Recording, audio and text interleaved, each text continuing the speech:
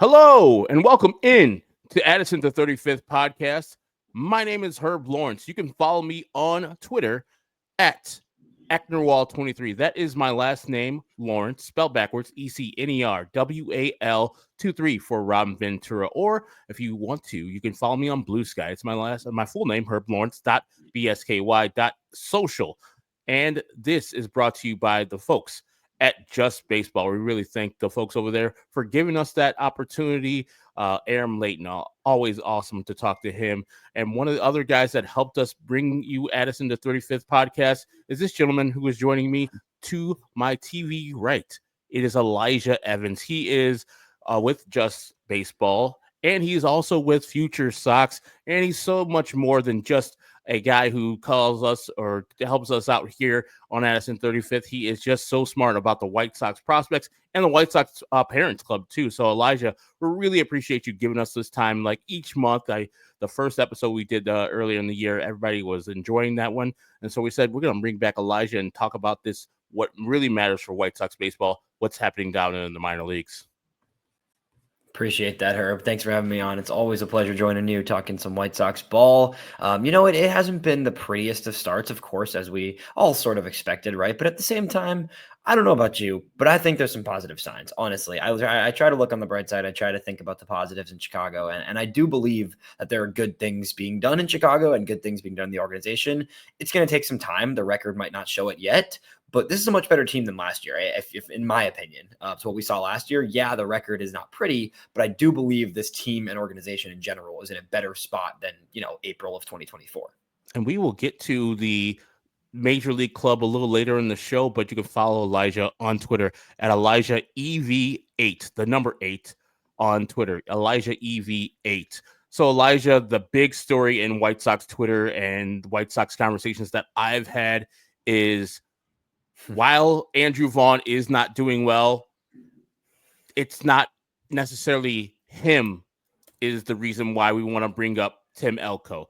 It's because Tim Elko has turned himself into this beast of a player through 25 games this season. He is hitting 354, 432 with a 732 slugging percentage this year down there in Charlotte.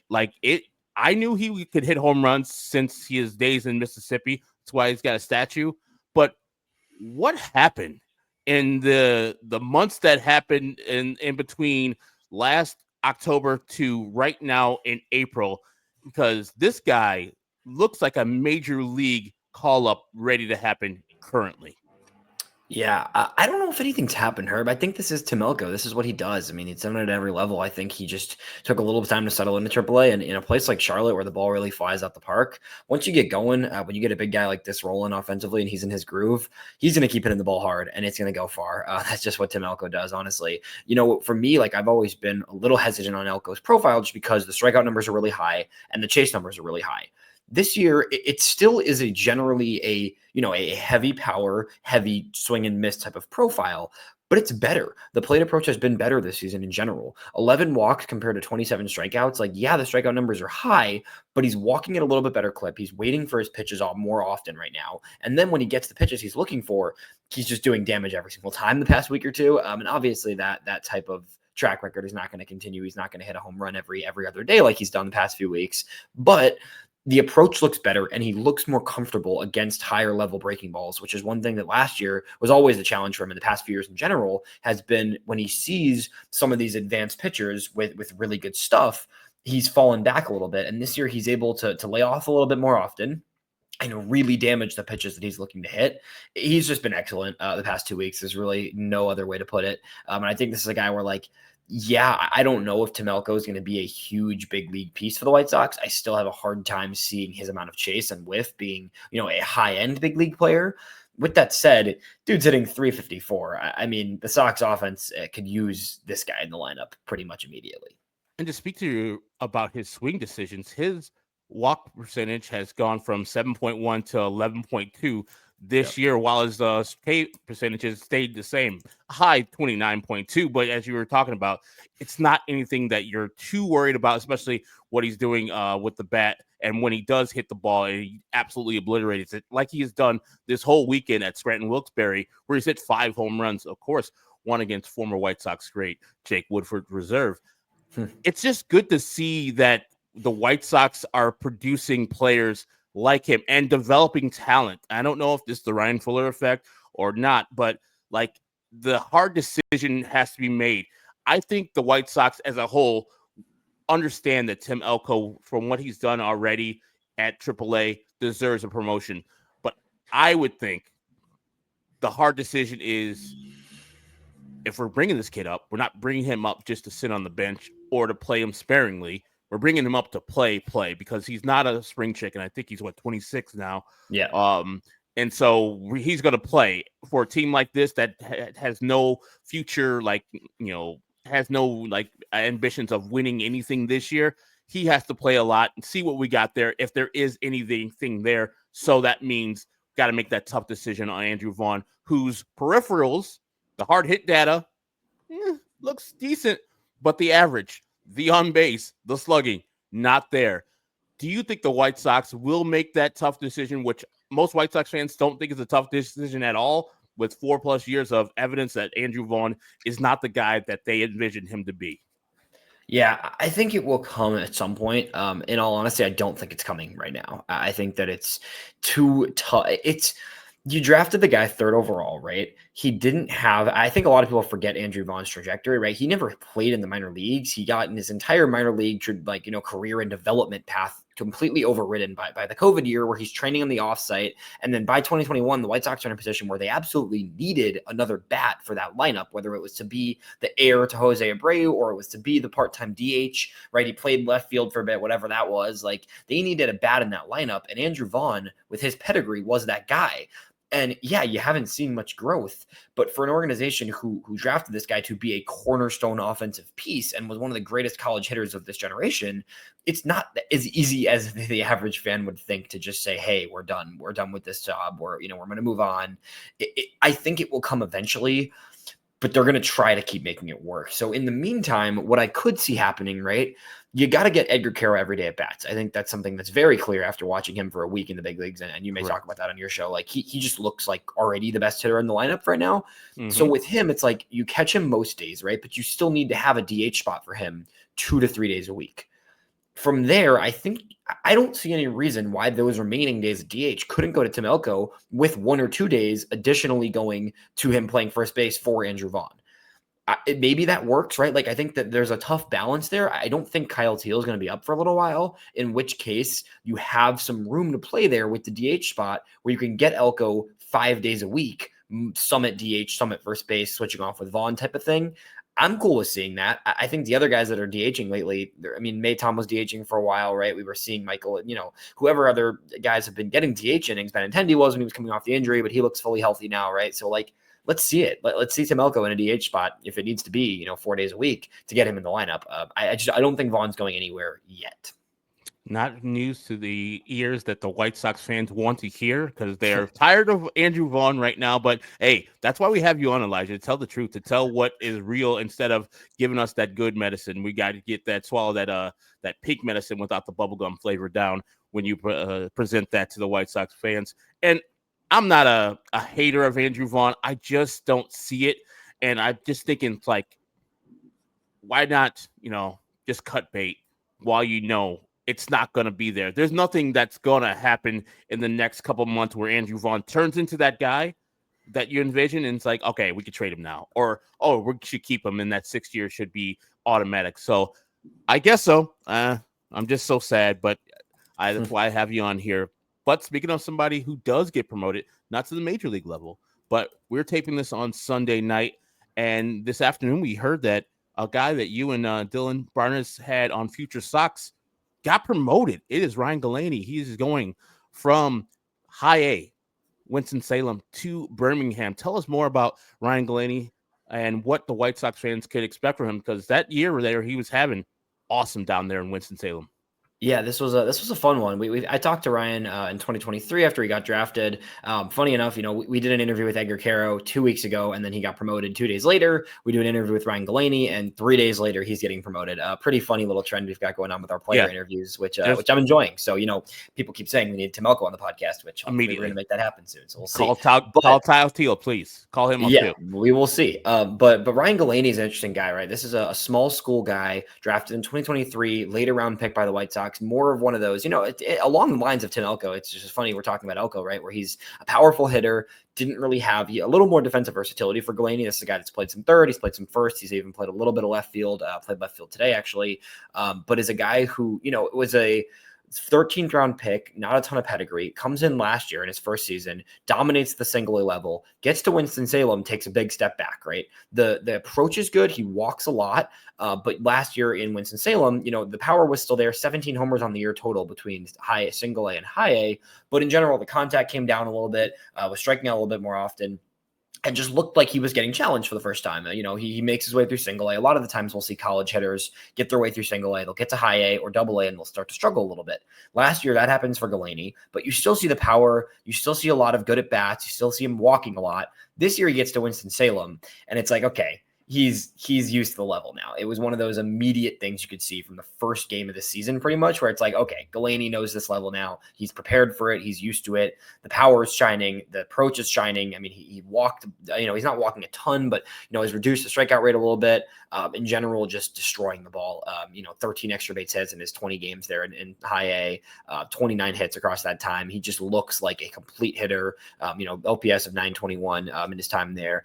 And being a 24-year-old corner infielder, right? Like, you don't need to see much more there. I think it's similar to what Tim Elko did in Winston-Salem, where he got to Birmingham pretty quickly, because he was already ready for it. And you could tell that he was breezing through the level. So Galanie going to make it to double A. I think it's, that's the jump, right? That's the jump that you hear from prospect evaluators, from RM Layton, who always will talk about like that high A to double A jump for hitters particularly is where you really see who is a organizational piece and a legit MLB prospect. And that is still a question for Galanie. This is a guy who wasn't quite, just outside of our top 30 White Sox prospects over at Future Sox. And like, this is a guy who is going to be a bat. He's going to hit, and he hit at the high level, but there's still more to be seen. And I think we're really going to start to see it in double A if this is the guy that to really be looking at, but so far has been one of the best hitters in the organization to start the year. It's very just promising to have, as I was talking about earlier, like for years, and this more than anybody, that sure. the White Sox and their development, it led a lot to be desired. And we saw a glimmer of hope last year as the teams started doing better and individual players inside of those teams are starting to develop and move up and having promotions that were earned and deserved. And it's been few and far between where the White Sox have had actual good prospects who are everyday players. They've had a lot of pitchers who have done well here at the major league level, but to see some prospects who are everyday players that are doing well down at the lower levels, it feels good for the White Sox. And let's just stay right there in Birmingham and talk about the things that we as White Sox fans, when we started this season, said, hey, if we're going to focus on any of the four levels down below us, it's going to be Birmingham because we got three of our stud pitchers down there. And if you want to put in Wickelman Gonzalez, you could put him in there too. But it's Hagen Smith, it's Noah Schultz, and Grant Taylor down there at Birmingham. How are the boys doing so far in their early season? And the White Sox treating these guys with kid gloves because Grant Taylor coming off of extensive surgeries. And, this is really the first full year of Hagen Smith playing. And then, Noah Schultz going from that level he did last year, there's to being a Saturday pitcher, now a little bit more, repetition this year, a little bit more of his arm being used this year. How are they doing down there in Birmingham? Yeah, definitely some ups and downs for these three. I mean, these three are as talented as it gets. We've talked about this on our, the last month we talked about this. I've talked about this with you for 2 years now. Like this trio, or a year in Hagen's case, but this trio is about as good as it gets in terms of arm talent. You're not going to see much better. Definitely some command issues early on. I think all three of these guys are just settling into the season, finding their groove, figuring out what they look like at the double A level. Like I said, that double A level is really where you start to see guys separate. And these three are definitely good enough for the level level. None of them are getting hit around. Like a lot of the runs allowed by these guys are just walks. They're getting pinched on a little bit. Double A umps can be inconsistent as well, or just little dink hits here and there. Like Noah Schultz had one start where he gave up like 6 hits and they were all like singles, and not a single one was hit over 80 miles an hour exit velo. Like it was just one of those starts where it just stuff happens, and you don't really worry about that until there's a reason to worry about that, because those types of starts will happen. Hagen Smith, particularly, the overwhelming stuff in 13 2/3, 25 strikeouts, right? The stuff is ridiculous. 6 hits allowed across his first 4 starts. Like nobody's hitting him. 10 walks though in those 4 starts. Like that, you want to see that come down. 2 starts, particularly with 4+ walks. So the command up and down too, but like 25 strikeouts in 13 2/3. I'm going to take that personally. I'm okay with that. That will be something that we can build off of. Schultz is 17 2/3 innings, has gotten his innings up a little more, which is good to see. A big thing for Schultz has been, we want to see him go that 5th inning, right? And he's had multiple starts this season where he's been able to go that 5th inning. That's a big step in terms of his development moving forward, is just getting that stretched out innings. 11 walks across those 4 starts. Again, the command uncharacteristically on and off for Schultz so far, has given up a good amount of hits, but like I said, a lot of soft contact. Nobody's piecing these guys. That's not what's happening there. I think that the numbers for Schultz particularly are a little misleading. 22 hits allowed across 4 starts, but a lot of soft contact and a lot of stuff that I'm not too worried about there. Grant Taylor, on this 3-inning limit as the season starts, he's only throwing 3 innings per start just because of the arm. They're going to be really cautious with Taylor. They're going to take what they did with Schultz last year and be even a little more cautious in terms of daily output, because he is pitching on the full regular rotation, 5 days, on a 5-man rotation, but he's at that 3-inning max for now. I think the goal is to get him up to 4 later in the season, where he can finish the year by going 4 innings every start. Right now it's only 3, but Taylor in those 4 starts right now, only 4 hits allowed across his first 4 starts of the season, 14 strikeouts, but 10 walks. Like I said, all 3 of these guys finding the zone still. I don't put a ton of stock in minor league guys' first handful of starts in terms of the command. It's going to come. They're settling in. They're getting used to their groove. The stuff in general has been strong for all of them. And that's where you really start to get excited, because once these guys start throwing more strikes, like I don't think you're going to see, all 3 of them with 10+ walks now in their first 4 games. That rate, I think, will come down for all of them. I think that it will continue to come down. And then once you see those guys locating all their stuff, you're going to see even more dominant, 4 or 5 inning starts of 0 runs and 2 hits and 7 strikeouts. Like those are the types of games I think are due for all these guys, honestly. So not the best start, but not discouraging at all to me. And with the Garrett Crochet trade, we talked earlier this year, and I love Kyle Teal, and we saw Chase Mydroff, and I'll get to him in a second, do his thing at AAA and now at the Major League, even though he's on the IR or IL. And we just talked about Wickham and Gonzalez. The person that I was most excited about was Braden Montgomery, just because I wanted him, and I had done some type of work with him last year, or not with him, but as far as studying him and what he was all about in his years that he went to Texas A&M, and then what he did, gotten hurt right before the World Series. And I was like, man, that's just really tough for the White Sox that he got hurt, and tough for him too, that he dropped out of the top 5, because I would have loved him to be picked right there at 5. Like we were just talking about, Hagen Smith was the 5th pick. I'm good with that. But eventually getting him back, and I was like, okay, here we go. His first professional month has gone off like gangbusters. And so the White Sox did a little favor for him and promoted him from low A to high A, Winston-Salem. That has to be a omen of things to come, because I see the kid as a fast mover. Maybe not major leagues this year, but I don't see that out of the realm of possibilities either.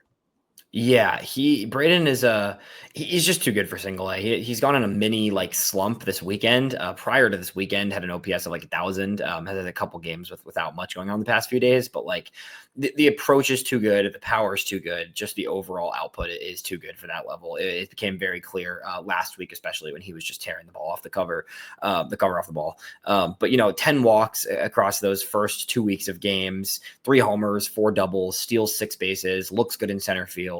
It's a complete package as a player. I think that there's obviously single A for him was just getting his body right. It really was. I think it's easy to get excited, and it's good to be excited, but it's also this is a level where he should dominate realistically. This is an SEC superstar coming into a league where he's playing against a handful of high school draft picks, international guys. we knew he would dominate here pretty quickly. It was really just about getting his feet wet, getting his minor league career started, feeling healthy. Braden Montgomery looks healthy, looks good. I cannot wait to see it in Winston-Salem. And like you said, quick mover. I'll say this now. I don't think he's in Winston-Salem for all that long either. I think he's there for a little longer than he's in Kannapolis. Kannapolis, he spends, 3 weeks there? He just finished his 3rd week, and he's now already heading up.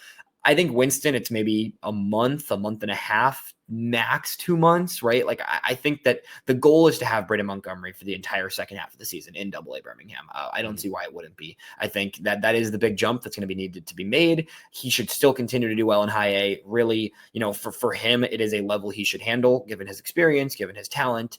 And then from there, the second half of the season, that's when you really get excited about seeing him in a lineup, backed by the pitching of Schultz, Taylor, Hagen, like we mentioned earlier. I think that he's in Birmingham in July and probably finishes out the year there. And then you go into 2026 with look, if this guy performs in Double A, he can be in Charlotte for a month or two, a couple months, right? And then you're hoping that by next season, late in the year, you get him a taste of the big leagues. And, coming 2027, you've got a star in your lineup at that point. That's the trajectory that is the hopeful trajectory for Braden Montgomery at this point, I think. And I'm going to throw a curveball at you, Elijah, and I've just thought about this in my own head. And I know that Kannapolis and Winston-Salem might not be too far away from each other, both in North Carolina. Of course, Charlotte is in North Carolina. But the differences between if you're going from Winston-Salem, like Galanie is, to Birmingham, which is in Alabama, are there, is it elevation differences? Is one of a bandbox, one's a pitcher's park? Do you, have any, concerns about a player changing from not just the level of competition he's going to, but the atmosphere of that league or that home ballpark that he might be hitting in? Yeah, I don't think it's a huge difference. I think Kannapolis is a little more hitter-friendly, generally speaking, than Winston-Salem is. Winston, I think, Birmingham is very pitcher-friendly, right? So that's why part of the Southern League in general, that league is very pitcher-friendly. It's always been. So I think that's the jump where you will see numbers naturally regress a little from high A to Double A. So I think at this level, there might be a slight dip in production from some single A to high A in Winston, but I think Winston and Canny are similar enough where not a ton should change. When you go to Birmingham, that is a difference for sure. You go from a generally more hitter-friendly territory in single A and high A, both to Birmingham, with being one of the most, I think the Southern League, Double A Southern League, is the most pitcher-friendly minor league in baseball. So that division in general is very pitcher-heavy. So you will see the numbers, and you see this for guys with Elko. You've seen this for guys, the past few years in the organization. Even Edgar Caro, right? His numbers jumped up when he went to Charlotte, even though it's a higher level. Same thing with Elko, right? You're going to see numbers drop in Double A, but then you go to Charlotte, which is one of the most hitter-friendly places in the minor leagues, and then you start to see some guys really pop in terms of their power output. So curious to see what happens for Montgomery. But like I said, you will see a numbers reduction probably in Double A. That doesn't mean there's not good things happening though, and success being had, even if the numbers drop a little bit at the Double A level. And the last thing I got for you, and I appreciate you joining us, Elijah. Yeah, of course. We're talking about the people who got called up already. The two players that in particular that I'm thinking of are Chase Mydroff and, of course, Edgar Caro. I mean, I've been clamoring for these guys to be on the major league teams to start the season. I know why they didn't get called up, or I have my reasons why I think they didn't get called up. But it's good to see them on the major league level. Chase, before he joined the IL as a natural White Sox, was hitting 269, getting on base at 39% of the time, and playing a nice second/shortstop for himself. And now, man, Edgar Caro, and they're talking about this on the radio broadcast today with Lynn and DJ. It's you get brought up, and they're having him hit cleanup in this lineup. And I know the White Sox lineup isn't great. I mean, it's not great when you're starting Joshua Palacios as the leadoff guy. But, Luis Robert Jr. and Andrew Vaughn are not having good years either. But Edgar Caro's hitting the cover off the ball. Singles, doubles, nothing out of the ballpark yet. But he's a professional hitter. And it's so good to see that, as I was talking about earlier, the White Sox are developing talent. And these guys are the best hitters on the White Sox currently. So, did you expect this early good offensive progression by these two guys in their first weeks of Major League Baseball? Yeah, I think that this is, these are professional hitters. The two of these guys, especially, even more than a lot of other guys in the system, are just good quality baseball players, and they take good at bats. And that's something that the White Sox don't have enough of, haven't have enough of, and can't get enough of, honestly. I think that's something that they're going to continue to have to find. And Mydroth being the third piece in that Boston trade, I think it was very intentional to have him be the type of player that he is. Yeah, he's not a superstar hitter. What he provides to this team right now is a league ready, good MLB player who's going to give you at bats, work counts, and make contact. Edgar Caro, while I do think there's a lot more upside in the tank for Caro, at the very base, he's going to give you good at bats. 6 walks compared to 3 strikeouts in his first handful of MLB games. Like, that is what the White Sox need more of. And that is what they continue to there's guys in the system that are doing this. And that's something that's being preached throughout the organization. And I don't think there's enough of that. And there will never be enough of it, honestly. But I do think these two are a huge step in the right direction. Obviously, Mydroth, injury sucks. I know he was dealing with a thumb thing. I believe he was dealing with a thumb thing a month ago and has kind of pushed through it throughout, because I remember in spring training he had a little something going on with his hand. So, whatever it may be, get it taken care of, focus on the future. But, when he gets back, I, again, want him in the lineup every single day at shortstop or second base, whatever it is. And Edgar Caro, yeah, you don't want to catch him every single day. He's still a very young catcher. He's still learning it. The other thing that Edgar Caro brings, and one thing I want to mention to you, and because I don't think enough people probably know this, maybe Edgar Caro has worked with Jonathan Cannon, Sean Burke, Davis Martin throughout their careers as they've grown in the organization at this point, right? The last 2 years, Caro was in Birmingham with Cannon 2 years ago. I met Caro when he was in catching games for Cannon in Birmingham. Last year in Charlotte, he's the one catching Sean Burke while Sean Burke was developing and really breaking out in Charlotte before he made his big league debut. I don't think it's a coincidence that those two had really good performances with Caro in the past week now. I'm just saying there is something that goes for having a catcher that is young and developing and working with guys that he's been working with for a couple of years now. I think that Caro is not only going to be an offensive piece, even as his defense develops, I do think he brings value to the team from a defensive standpoint of starting to get better at learning the game and knowing the guys that he's catching right now. That may be just me reading into it a little bit too much. I think Matt Dice is also a very good defensive catcher for the most part, but I do think that Caro's experience and knowledge of a few of these pitchers is only going to help things moving forward, in addition to him giving excellent at bats every day. Elijah, any more news and notes that you want to share? Any nuggets you want to share about the minor leagues of the White Sox right now? Yeah, there's a lot of guys throughout for sure. The one guy I'll mention in addition, and we don't need to go too far, Caleb Bonnemer, for those who have not seen too much of him, White Sox second round pick from last year, 19-year-old shortstop. He's going off in single A. And this is something where, it was exciting last year. We got to see, George Walkow last year be the young, 18-year-old last year coming into single A ball and really show up in his first professional season, right? Still a lot of ups and downs for Walkow, though. Bonnemer, there just hasn't been any downs, honestly. This is a guy who's 19 coming out of high school, completely skips his first, a lot of guys in high school will start this season, their first year in the complex league, goes straight to single A after a really strong end of spring training. Through 18 games in single A now, a 962 OPS. He's getting on base at a 446 clip, 12 walks to 15 strikeouts. So he's walking almost as much as he's striking out. 7 stolen bases, flashing a little more speed actually than I thought he would be, honestly. This is a guy who has a little bit of speed, but not someone who I expected to steal bags, and 7 bags in 18 games now, 9 extra base hits, has shown the exit velos that have been really high, playing third base and shortstop. Funny enough, like instead of Colson, when he came up, it was always like Colson's a shortstop.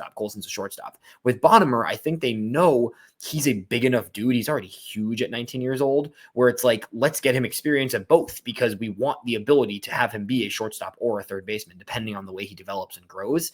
I think his body might fill out enough where he ends up at third base, but looks good at shortstop too right now, Herb. I have to say, and his handful of plays I've seen him make, like he looks like he has the range and the arm strength for shortstop. So this is a guy, in the lower levels that everybody should be circling a little bit, especially with Montgomery out of that lineup now. I think Bonnemer, realistically might already be the best hitter in that Kannapolis lineup at 19 years old.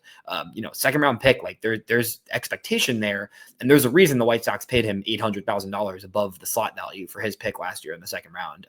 This guy is looking very, very good. And I know people want to say promote, and no, I'm not going to say that because he's 19. Let's not rush guys when we don't need to, especially high school guys.